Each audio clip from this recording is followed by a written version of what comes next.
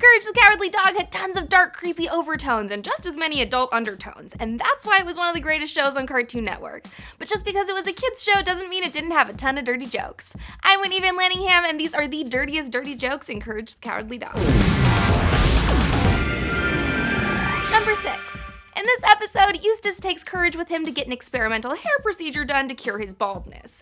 The very stereotypical mad German doctor voice over the speaker starts asking him rapid-fire questions about his baldness, until he gets to this totally random question. What's 414 divided by 6? What? I'm terrible at math, so I used my phone calculator to check on this one, but the answer's 69.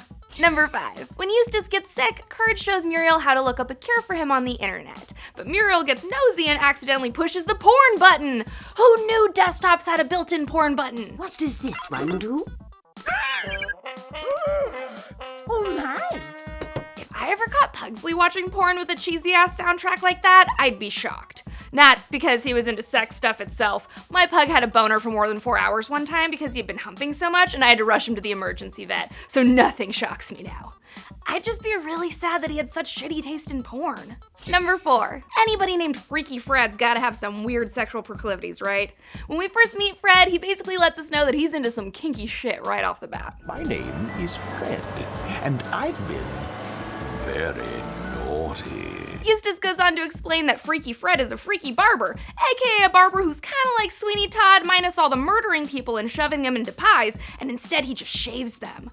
If that wasn't enough to convince you, there's also this scene where Freaky Fred basically explains his sexual awakening about strands of dead protein called keratin. Your hair. It reminds me of the day that I first met my pet. Filled with joy, I filled with sighs, and that's when I got naughty. Yup, this guy has a fetish for shaving hair! Trichophilia. Gross. Number 3. After Eustace assembles a team of supervillains in his basement, he tells Muriel that he's hosting a men's club, which should have immediately alerted her to the fact that there would be strippers and cocaine. When she comes down to bring them sandwiches later on, this happens. I thought this was a men's club.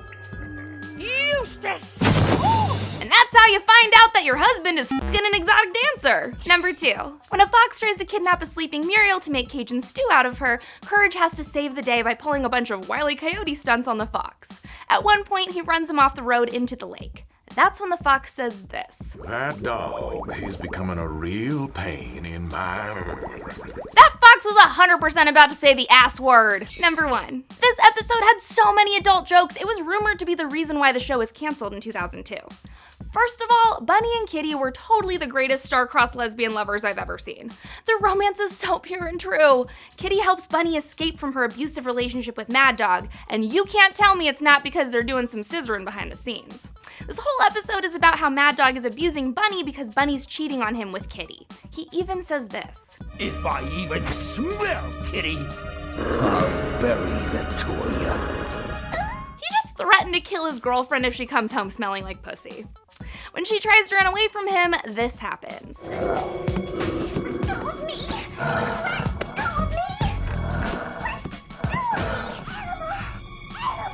Yup. This show is rumored to have been canceled because of that fun little depiction of gang rape. They even play that bound chicka wow wow music in the background, and you can literally hear the dogs panting while she screams. So maybe don't make rape jokes and awesome cartoons won't get canceled and you won't be a shitty person. These are the dirtiest dirty jokes that I could find in Courage the Cowardly Dog, but I want to know what you guys think in the comments. Like and subscribe to NerdWire, and I'll be back next week to ruin your childhoods.